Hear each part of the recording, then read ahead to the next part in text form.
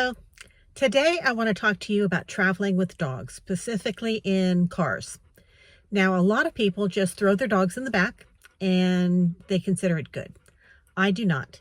I have known people that have lost their dogs in a car accident, and I'm just going to tell you that story first. There was a woman who was on my Nextdoor app and she was looking for her dogs.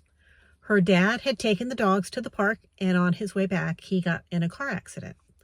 The car accident was pretty bad, and the EMTs, the paramedics came and they took the dad to the hospital.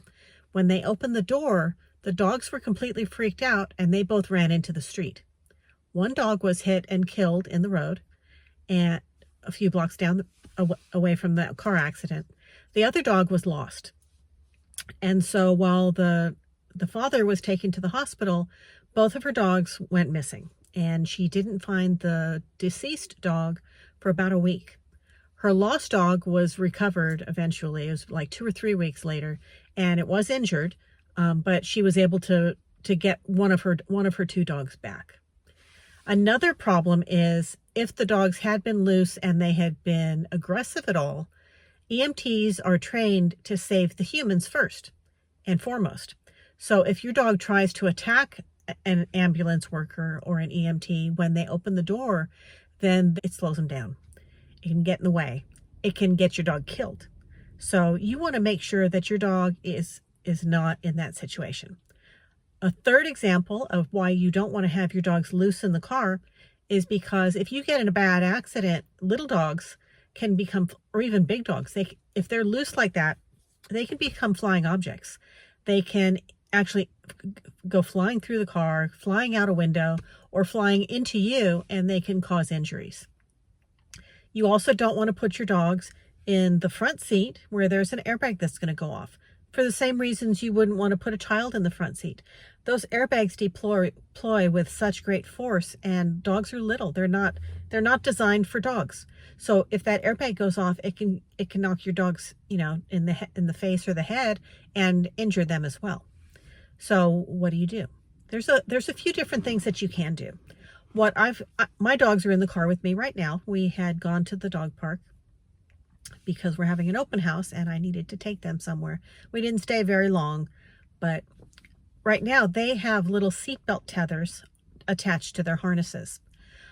Now, I love the seatbelt tethers, and I'll show you those in a minute, but I never attach them directly to a collar.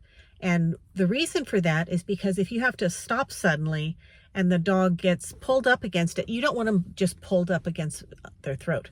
So each of my dogs have a harness on right now, and the tethers that are like stretchy things that snap into where your seatbelt is, and then they have a little hook that hooks onto the harness. Those are on both of my dogs, and so they're both in their spate. They've got a preferred side of the back seat that they like. So both of them are secured with tethers to the car. So in case of an emergency, if this door were open, my dogs can't go running anywhere. They can't attack anybody. They're staying in the car until somebody unhooks them. And so now I'm going to show you what the tethers look like. All right, so both of my dogs are already secured, and these are the tethers. Right straight to Butchie's harness. Back up, Betty. Back up, back up, back up. Oh, they're ready to come out. So, and what happens is each of these tethers snaps right in. They got kind of tangled up in here, but it snaps right in. There's the seat belt, there's the tether. Betty's not helping. So, and that's what it looks like. Betty, you gotta back up. It just snaps right in, right there.